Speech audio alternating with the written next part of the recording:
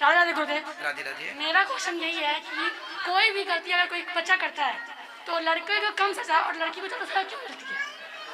गलती जब लड़का करता है तो लड़की को सजा ज्यादा मिलती है, लड़के को कम, ऐसा आपका सवाल है। आज समाज की यही तो सबसे बड़ी अव्यवस्था है, जिसे व्यवस्था में तब्दील करना चाहिए। आज भी पढ़े लिखे लोग भी लड़का और लड़की में भेद मानते हैं, जबकि भेद मानना नहीं चाहिए।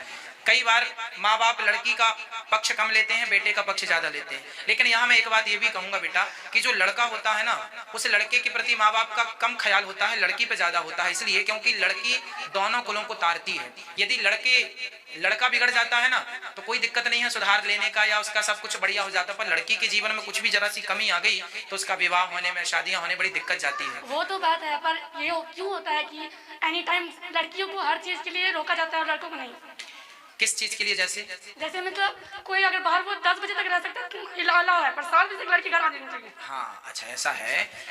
देखो लड़की समय से घर इसलिए आती है, एक लोहे की दुकान होती है, सरिया बाहर पड़ा होता है, और सोनार की दुकान में हीरा होता है, वो तिजोरी के अंदर होता है। इसलिए लड़का सरिये की तरह होता है। यदि लड़के का मूल्य कम हुआ, लोहे में जंग लगी भी तो 2 रुपए कम का बिकेगा, बहुत ज्यादा तो अंतर नहीं आएगा। पर लड़की में यदि जंग लग गई, दाग लग गया, हीरा यदि टूट गया तो फिर वो फ्री में भी कोई नहीं खरीदता। इसलिए लड़की हीरा होती है, लड़का सरिया होता है। तो हीरे को ज्यादा संभाल के रखना होता है कि सरिया को? हीरे को। तो लड़की हीरा, लड़की दोनों कुलों की जिम्मेदारी लेके चलती है। 2 कंधे हैं, माए का पक्ष और ससुराल, इसलिए 2 पक्षों की जिम्मेदारी आपके कंधे पर है। इसलिए माँ बाप को फिक्र रहती है बेटा समय से घर जाओ, जमाना ठीक नहीं है, कोई आपको परेशान ना कर दे, आपको कोई अपमानित ना कर दे, कहीं आप पर कोई उंगली ना उठ जाए। इसलिए पर ये भी है कि अगर लड़की को कोई छेड़ भी दे तो माँ बाप बोलते हैं कि तुम चुप हो जाओ। ना ना, ये तो बिल्कुल गलत कहते हैं माँ बाप। छेड़ देने पर तो खूब जूतों की बरसात करनी चाहिए उस पर जो आपको। होता क्या है, बोला जाता है तुम चुप हो जाओ वरना समाज में हमारा नाम खराब हो जाएगा। ना जी, ये तो माँ बाप का पक्ष गलत है। मैं कथाओं के माध्यम से इसलिए बोलता हूँ कि हर लड़की को झांसी की रानी बनाओ, आप अपनी रक्षा खुद करो, कराटे सीखो। आपको स्वावलंबी बनना है, आत्मनिर्भर बनना है। तो मैं बता दूं, वो गया जमाना की बेटियां कॉकरोच से डरती हैं।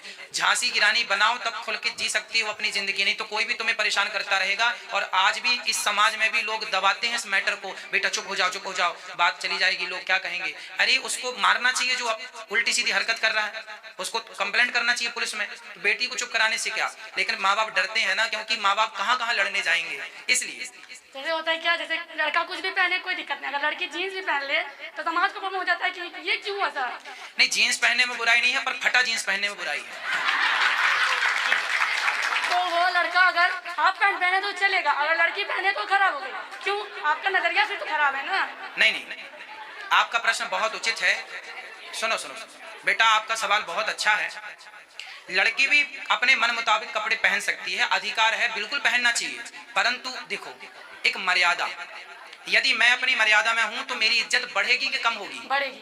आप भी अपनी मर्यादा में रहेंगे तो आपकी भी इज्जत बढ़ेगी। लेकिन आज ना बेटा, वो तो आपने भी, आप भी एक लड़की हो, आप भी बताना मेरे से, आज लड़कियां पहनावे के नाम पे बहुत कुछ अश्लील नहीं कर रही हैं? बहुत ज्यादा। सारी लड़कियां नहीं, बहुत बहन बेटियां तो बहुत उच्च है, अच्छी है, पर बहुत सारी लड़कियां बहुत खराब और बहुत। हाँ, तो उनको देखकर गेहूं के साथ घुन पिसता है ना, उनकी अश्लीलता को देखकर माँ बाप रोकते हैं, बेटा देखो कहीं मेरी बेटी भी वैसी ना हो जाए, उन्हें डर रहता। इसलिए वो खींच के रखते हैं बेटी को कि बेटा उचित पहनो, पहनावा बुरा नहीं है किसी का। अब आपने कहा कि देखने वाले का नजरिया, अरे भाई एक बात बताओ, ये देखो मैं अपनी ये वस्तु आपको दिखा रहा हूं हाथ उठा के, तो आप देख रहे हैं।